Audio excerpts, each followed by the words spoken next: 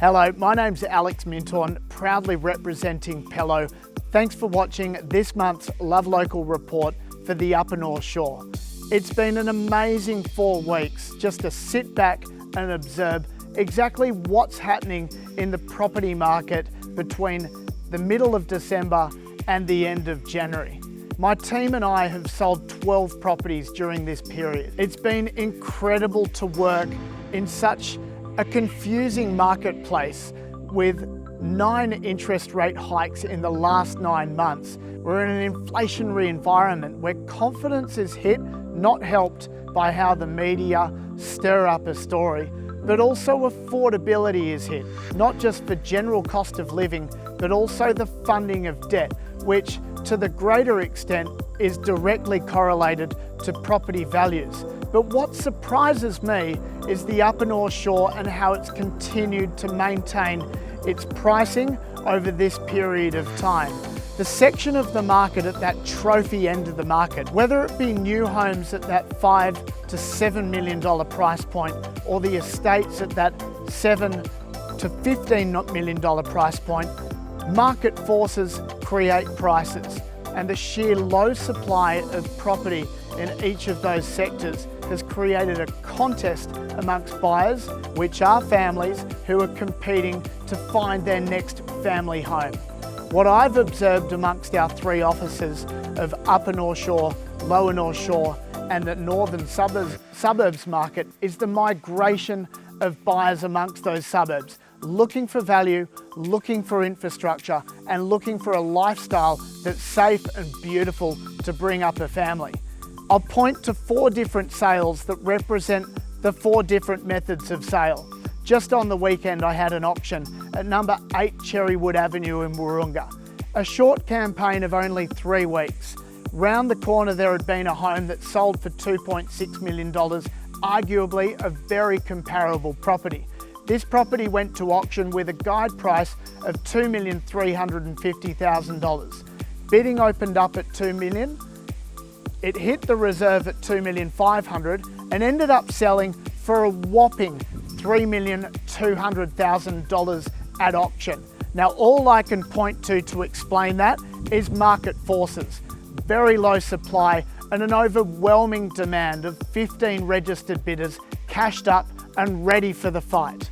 The second sale and method of sale is the off-market, and just before Christmas, we sold a property at 30 Ingalara Avenue in Wahroonga.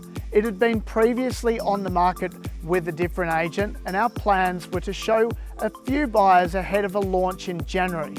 But with a buyer that's desperate to buy and overwhelmed by having to wait 6 to 8 weeks for the next lot of supply to hit the market, we found a buyer that loved the home enough to pay more than the vendor was happy to receive. In South Turramurra, we sold an 8-year-old home on only 899 square metres of land for a massive price. In fact, it was a suburb record by over 10%. The buyer paying almost $4 million for that home. At that top end of the market, on estate-like grounds, 17 Brayside Street sold just before Christmas. A character home that had DA approval for a complete restoration and rebuild, sold for almost $6 million. And that buyer has a huge amount of work. It's an investment in property for a family, knowing that you can't overcapitalise in quality real estate. To put it all together and give you my thoughts on what we can expect from this market. At the moment, there continues to be a very low level of confidence from vendors about the ability and the probability of achieving a strong price that affords them the opportunity to move to their next dream home. Take, for example, the property I'm at the moment, a beautiful family home, only 800 metres from Pymble Station in Pymble's Golden Triangle. I'm at 25A Arana Avenue in Pymble, and with 5 bedrooms, 3 huge separate living spaces, 1,400 square metres of perfectly level land. It's quiet, it's peaceful, it's sunny. With a guide price of $4 million, this represents quality real estate. Now, with the shortage of quality real estate that's currently on the market, demand for this property couldn't be higher. It's smart vendors like this that are taking advantage of historically low levels of supply, knowing that market forces and the high levels of demand will create a frenzy of the buyer pool that will produce a premium price and afford them the chance and the time to go shopping when supply frees up, like it does every year between the months of March and May.